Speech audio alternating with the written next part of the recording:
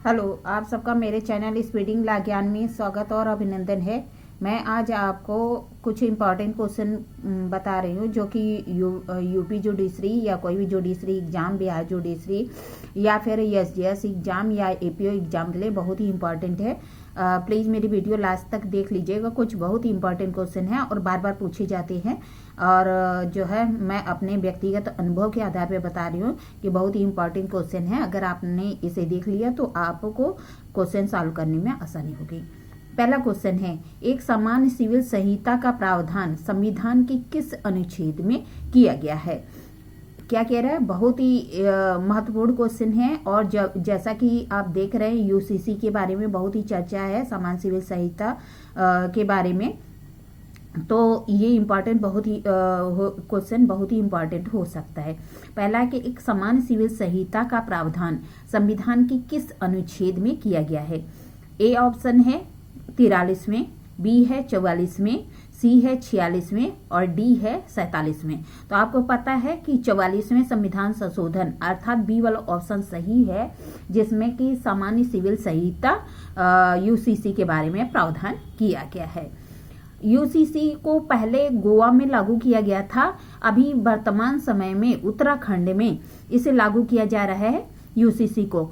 तो ये भी क्वेश्चन पूछा जा सकता है। दूसरा क्वेश्चन है कि संविधान के निम्नलिखित अनुच्छेदों में से किसके अंतर्गत अल्पसंख्यकों को अपनी रुचि की शिक्षण संस्थाओं की स्थापना या प्रशासन का अधिकार है? क्या कह रहा है? संविधान के निम्नलिखित अनुच्छेदों में से किसके अंतर्गत अल्पसंख्यकों को अपनी रुचि की शिक्षण संस्थाओं की स्थापना तथा प्रशासन का अधिकार है? ए ऑप्शन है अनुच्छेद 30(1), बी ऑप्शन है अनुच्छेद 30(2), सी ऑप्शन है अनुच्छेद 29(1) और डी ऑप्शन है अनुच्छेद 29(2). तो आपको पता है कि अनुच्छेद 30(1) के अंतर्गत अर्थात जो है 31 के अंतर्गत आर्टिकल जो है अल्पसंख्यकों को शिक्षण संस्थानों की स्थापना तथा प्रशासन करने का अधिकार है। दूसरा क्वेश्चन है कि कौन सा अनुच्छेद श्रमिकों को पर्याप्त मजदूरी न दिए जाने से अतिलंघन से संबंधित है? क्या कह रहा है? कौन सा अनुच्छेद श्रमिकों को पर्याप्त मजदूरी न दिए जाने के अतिलंघन से संबंधित है? ए ऑप्शन है अनुच्छेद 14, बी ऑप्शन है अनुच्छेद 16, सी ऑप्शन है अनुच्छेद 18 और डी ऑप्शन है अनुच्छेद 23। तो आपको पता है डी वाला ऑप्शन सही होगा। 23 में जो है जब देखेंगे कॉन्स्टिट्यूशन में तो शोषण के विरुद्ध अधिकार जो कि 23 और 24 में दिया गया है और धारा 23 में ही यह प्रावधान किया गया, 23 में प्रावधान किया गया है कि श्रमिकों को पर्याप्त मजदूरी न दिए जाने पर अतिलंघन के संबंध में प्रावधान किया गया। आगे क्वेश्चन है कि भारतीय संविधान में संशोधन द्वारा धर्मनिरपेक्ष और समाजवादी शब्द को जोड़ा गया। क्या कह रहा है? भारतीय संविधान के संशोधन द्वारा धर्मनिरपेक्ष तथा समाजवादी शब्द को जोड़ा गया। ए प्रस्तावना, बी नीति निर्देशक तत्व, सी मूल अधिकार और डी उपयुक्त सभी। तो आपको पता है कि प्रस्तावना में जो है 3 वर्ड जोड़े गए थे, धर्मनिरपेक्ष, समाजवादी और अखंडता शब्द। किस संविधान संशोधन द्वारा? तो 42वें संविधान संशोधन 1976 द्वारा ये जो है 3 वर्ड जोड़े गए थे। 42वें संविधान संशोधन को मिनी संविधान संशोधन भी कहा जाता है, जो कि जो है 1976 में 1976 में किया गया था। उसके द्वारा जो प्रेम्बल है, प्रस्तावना है, उसमें 3 वर्ड जोड़े गए थे, धर्मनिरपेक्षता, समाजवादी और अखंडता शब्द।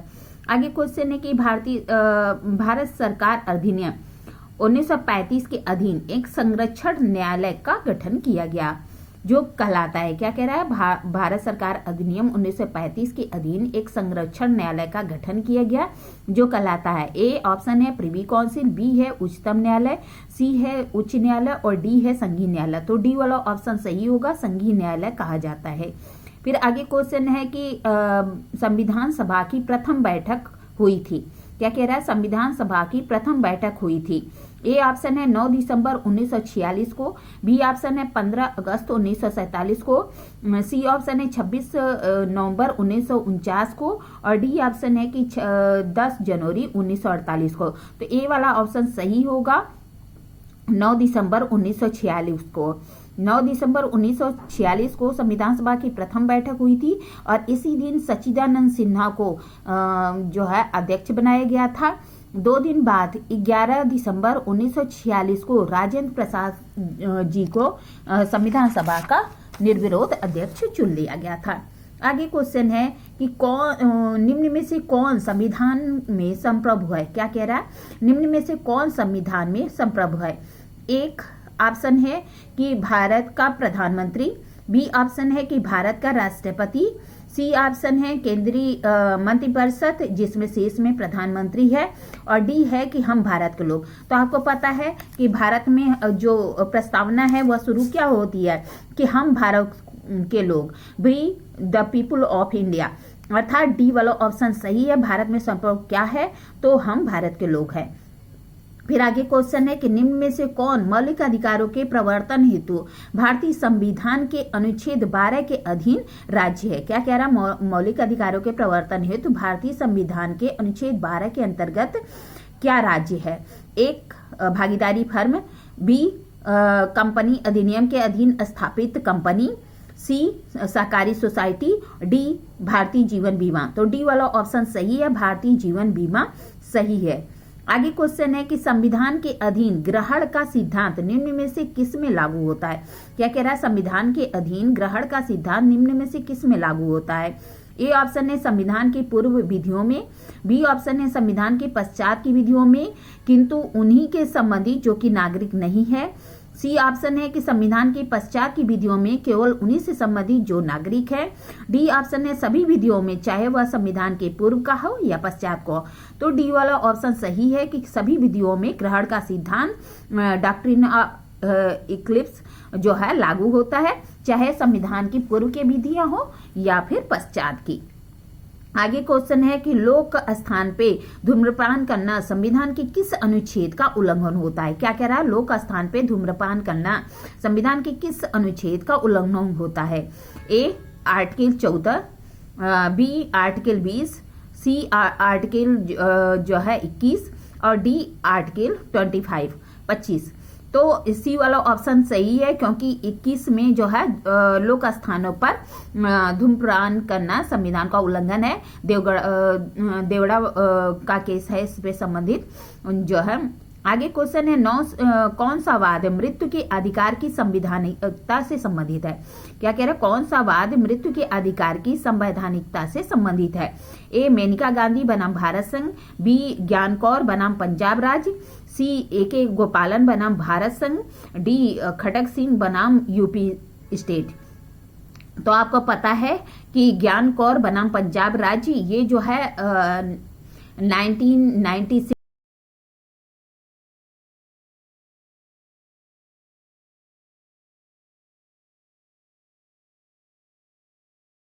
पहले 1994 में पी रथीनाम बना महाराष्ट्र राज्य, उसमें जो है कहा गया था कि जीवन के अधिकार में मृत्यु का अधिकार शामिल है। ढेर सारी मृत्यु की घटनाएं होने लगी थी, आत्महत्याएं होने लगी थी। फिर 2 साल बाद ज्ञान कौर बनाम पंजाब राज्य 1996 में आया और इसमें कहा गया कि जीवन के अधिकार में मृत्यु का अधिकार शामिल नहीं है। आगे क्वेश्चन है कि एक सूची 1 को सूची 2 के साथ सुलेमित कीजिए और सुलेमित किए गए कूटों को सही क्रम में बताइए। सामान्य कार्य के लिए सामान्य वेतन, तो आपको पता है कि सामान्य कार्य के लिए सामान्य वेतन आर्टिकल 39 डी में दिया गया है। फिर जो है सामान्य न्याय और निःशुल्क विधिक सहायता, यह जो है आर्टिकल 39 ए में दिया गया है। फिर जो है सामान्य सिविल संहिता आर्टिकल 44 में दिया गया है। वनों तथा वन्य जीवों की रक्षा तथा उसका सुधार आर्टिकल 48 ए में दिया गया है। आगे क्वेश्चन है कि भारत के संविधान इसमें क्या सुलेमित होगा, तो ए वाला ऑप्शन सुलेमित होगा 1, 2, 3, 4। फिर आगे क्वेश्चन है कि भारत के राष्ट्रपति के चुनाव के विवाद का निराकरण कौन करता है।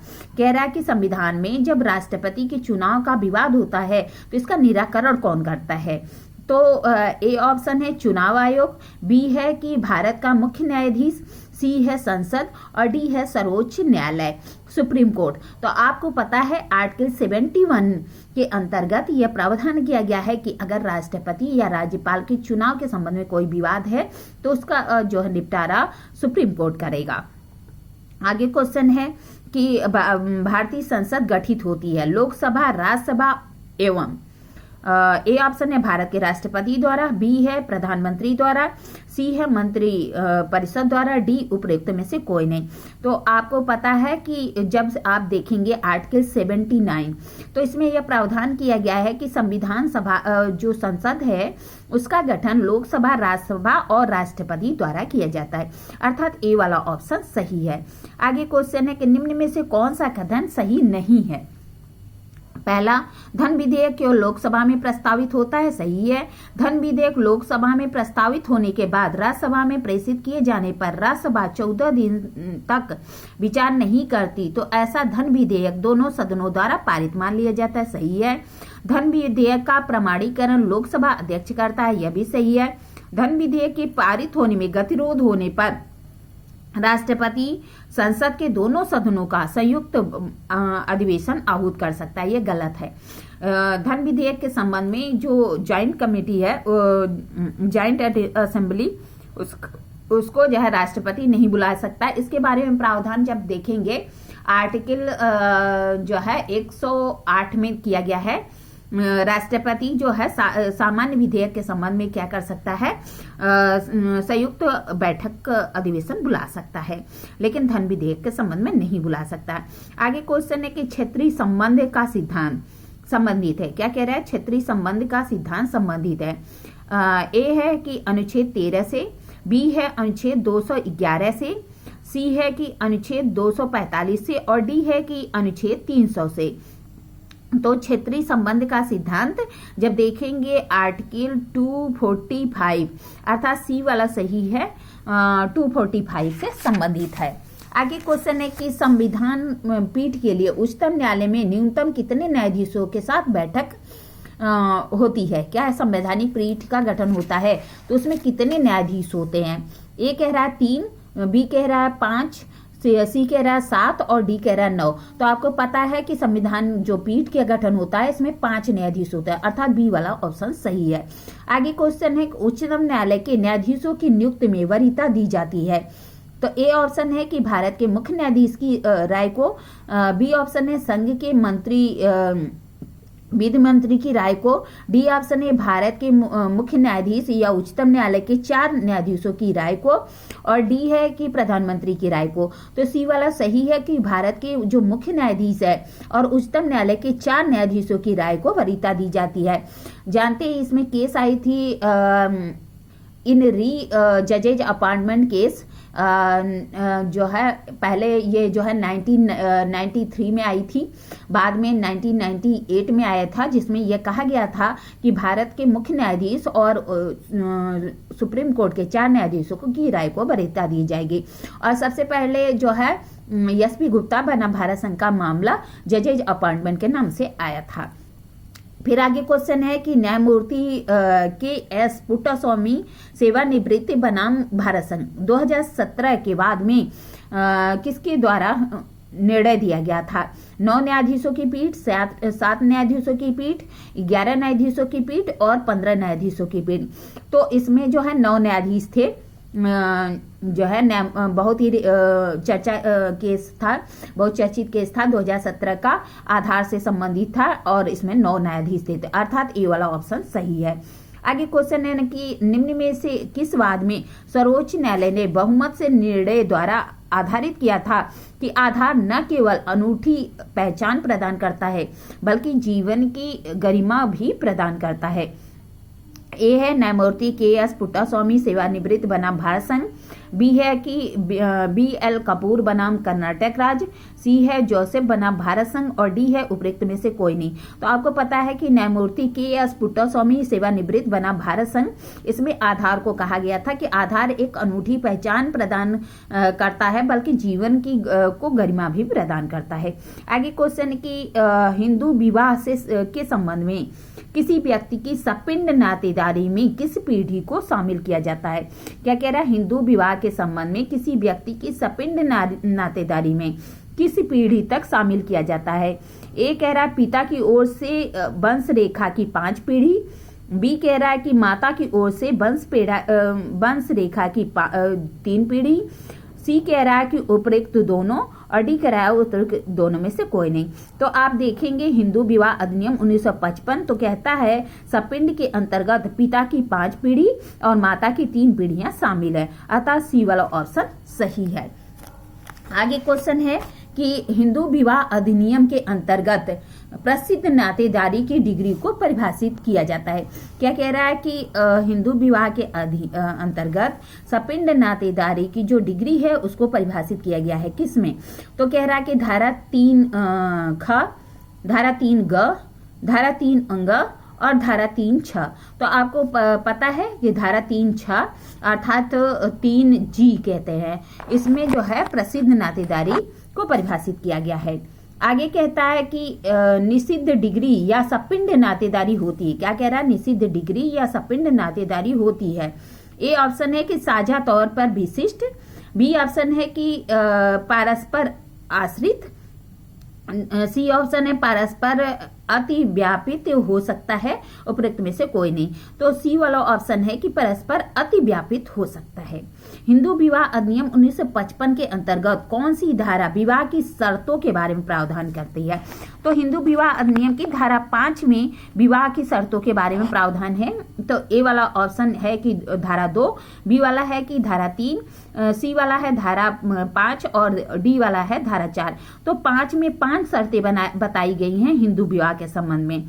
पहला कहता है कि पति या पत्नी का पूर्व में जीवित कोई पति पत्नी नहीं होनी चाहिए। दूसरा कहता है कि विवाह में से कोई भी पक्षकार ऐसा नहीं होना चाहिए जो विद्यमान सहमति देने के लिए असमर्थ है। दूसरा कहता है कि ऐसा व्यक्ति नहीं होना चाहिए कि जो विद्यमान सहमत तो दे सकता है लेकिन संतान उत्पन्न करने के लिए असमर्थ है, डिसेबल है। फिर तीसरा कहता है उसको इनसेंटी अर्थात पागलपन के दौरे बार बार नहीं पड़ते हो।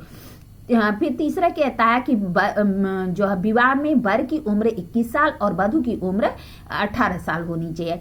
और चौथा कहता है कि पक्षकारों में से कोई भी प्रसिद्ध नातेदारी के अंतर्गत नहीं आना चाहिए, रूढ़ि प्रथा को छोड़कर। फिर जो है 5 में कहता है पक्षकारों में से कोई सपिंड नातेदारी के अंतर्गत नहीं आना चाहिए, रूढ़ि प्रथा को छोड़कर। अगर हिंदू विवाह के जो है उसके संबंध में मैं पृथक वीडियो बनाऊंगी जो एक एक खंड बताऊंगी कि इसमें अगर विवाह होता है तो मैंने बताया कि 5 की खंड 1, 4 और 5 में अगर विवाह होता है तो वो वाइड शून्य होता है, लेकिन 2 में अगर 5(2) के अंतर्गत विवाह होता है तो वाइडेबल होता है, शून्य का डी होता है। और अगर 5(3) के अंतर्गत विवाह होता है तो विवाह वैलिड होता है, इस पर कोई असर नहीं होता, बट पनिशेबल होता है, जिसके बारे में प्रावधान धारा 18 की उपधारा 1 में किया गया है। और अगर सपिंड और प्रसिद्ध नातेदारी के अंतर्गत विवाह होता है तो उसके लिए जो है दंड का प्रावधान 18 की उपधारा 2 में दिया गया है, 1 माह का कारावास और 1000 रुपये जुर्माना। उसको डिटेल में मैं बाद में आपको वीडियो में बता दूंगी। ठीक है, आगे देखिए हिंदू विवाह होता है एक संस्कार, एक संविदा, एक सामाजिक समारोह, पति पत्नी के रूप में दोनों को मान्यता। तो हिंदू विवाह होता है एक संस्कार होता है, ये वाला सही है। फिर आगे क्या है कि निम्न में से कौन सा एक वैध विवाह की शर्तें नहीं है? अभी बताया कि किसी भी पक्ष का पति पत्नी के समय जीवित नहीं होना चाहिए, सही है। यदि पक्षकार की आयु 18 वर्ष से अधिक और 21 वर्ष से कम है, ये नहीं है। फिर दंपति प्रसिद्ध नातेदारी के अंतर्गत नहीं आते हो जब तक कि प्रत्येक को शामिल करने वाली रूढ़ि और प्रथा में से विवाह की अनुमति प्रदान करता है। दंपति परस्पर एक दूसरे के सपिंड नहीं होना चाहिए, जिसमें से साधित किसी रूढ़ि तथा प्रथा दोनों की विवाह की अनुमति प्रदान करते हो। तो बी वाला गलत है, बाकी सब सही है। धारा 5 की उपधारा 1 के अंतर्गत ए वाला सही है। धारा 5 की उपधारा 4 के अंतर्गत बी वाला सही, सी वाला सही है। और धारा 5 की उपधारा 5 के अंतर्गत डी वाला सही है। लेकिन 5(3) के अंतर्गत कहता है कि पक्षकारों की आयु अगर बर है तो 21 वर्ष और वधू है तो 18 वर्ष होनी चाहिए। तो अर्थात बी वाला गलत है। इसमें कहता है कि पक्षकारों की आयु 18 से अधिक और 21 से कम होना चाहिए, ये वाला गलत है। फिर आगे क्वेश्चन है, हिंदू विवाह अधिनियम 1955 के अंतर्गत एक ऐसी हिंदू लड़की का विवाह क्या परिणाम होगा जिसकी आयु 18 वर्ष से कम रही है। तो मैंने आपको बताया कि जो है धारा 5 की उपधारा 3 कहती है कि वर की जो उम्र है 21 साल होनी चाहिए, वधू की उम्र 18 वर्ष होनी चाहिए। लेकिन अगर वो जो है 18 वर्ष से कम है तो क्या है, तो कहता है विवाह वैध है किंतु दंडनीय होगा। बी कहता है विवाह शून्य होगा। सी कहता है विवाह अवैध होगा और डी कहता है विवाह विधि विरुद्ध होगा। तो ए वाला ऑप्शन सही है कि विवाह जो है वैलिड होगा, वैध होगा किंतु दंडनीय होगा। दंड का प्रावधान कहाँ किया गया है, अभी बताया 18 की उपधारा 1 में किया गया है कि अगर किसी जो है बच्चे की उम्र 21 साल से कम है, मतलब वर की उम्र 21 साल से कम है और वधू की 18 साल से कम है, ऐसा कोई विवाह कराता है तो विवाह तो वैलिड होगा, लेकिन जो भी इस विवाह को जो है करवाता है वह जो है पनिशेबल होगा, उसे पनिशमेंट मिलेगा जो कि 2 वर्ष का कारावास और 1 लाख रुपये जुर्माना का प्रावधान किया गया है। आगे कहता है कि एक हिंदू विवाह का अनुष्ठान पारंपरिक परंपरागत संस्कार और रीति रिवाज के अनुसार संपन्न किया जाता है। क्या कह रहा है, एक हिंदू विवाह का अनुष्ठान जो है परंपरागत संस्कार और रीति रिवाज के अनुसार संपन्न किया जाता है। ए ऑप्शन है वधू, बी है वर, सी है दोनों पक्ष और डी है कि वर वधू में से किसी एक के पक्ष। तो डी वाला ऑप्शन सही है कि वर वधू में से किसी एक पक्ष द्वारा। फिर आगे क्वेश्चन है कि विवाह का पंजीकरण विवाह अधिनियम 1955 के अंतर्गत किस धारा के अनिवार्य बनाया गया है। तो ए ऑप्शन है धारा 10, बी है धारा 9 और सी है धारा 8 और डी है धारा 12। तो 8 में है विवाह का पंजीकरण के संबंध में प्रावधान, अर्थात सी वाला ऑप्शन सही है। कहता है कि अगर राज्य सरकार चाहे तो विवाह के पंजीकरण को अनिवार्य बना सकती है और इसके लिए दंड का भी प्रावधान किया गया कि 25 रुपये जुर्माना लगा सकती है। आगे क्वेश्चन है कि हिंदू विवाह के अंतर्गत हिंदू विवाह की निम्नलिखित में से किस धारा में दंपति अधिकारों के प्रत्यास्थापन का प्रावधान किया गया है। ठीक है, तो धारा 9, धारा 5, धारा 10 और धारा 11। इसे विदाई की भी धारा कहते हैं। जब पत्नी क्या करती है कि पति का साथ छोड़कर जाकर मैके में रहती है या पति से अलग रहती है, तो इस कंडीशन में पति उसको अपने पास लाने के लिए जो है इसका इस्तेमाल करता है, जिसमें न्यायालय संतुष्ट हो जाता है कि बिना रीजनेबल ग्राउंड के, बिना किसी कारण के पत्नी पति का घर छोड़ दी है, तो न्यायालय आदेश देता है। धारा 9 के अंतर्गत दंपति अधिकारों के प्रत्यास्थापन रिस्ट्रिक्शन ऑफ कॉग्निजल राइट के प्रावधान किया गया है। तो यह धारा 9 में है। और धारा 5 में बताई दिया कि हिंदू विवाह की 5 शर्तें दी गई हैं। धारा 10 में जुडिशियल सेपरेशन है। धारा 11 में जो है वाइल्ड मैरिज के बारे में प्रावधान है, अर्थात धारा 9 में यह प्रावधान है। ये वाला ऑप्शन सही है। इस तरह मैंने आपको कुछ इंपॉर्टेंट क्वेश्चन बताया। अगर आपको मेरी वीडियो अच्छी लगती है प्लीज लाइक करिए, सब्सक्राइब करिए, कमेंट